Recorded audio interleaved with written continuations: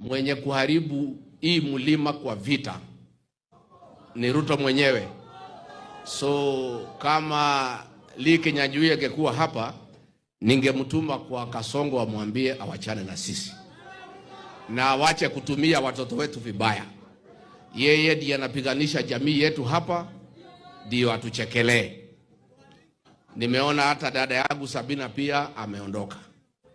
Unajua ile shida tuko naye ni watoto wetu kutumiwa na Ruto kuharibu hapa Mlima Kenya. Hao viongozi wetu wanachukua pesa kidogo kwake, wanalete furugo na fujo. Pale Wetima Church Udhaya, because ni mzuri tuseme, huyu Ruto alipanga tukuje tuwawe kanisani na akatoroka Friday akaenda Dubai na akamwambia Inspector General aende Japan, ndio hiyo mauaji ikifanyika akue nje ya nchi. Aliposikia kimeumana haikufanyika ndio akarudi.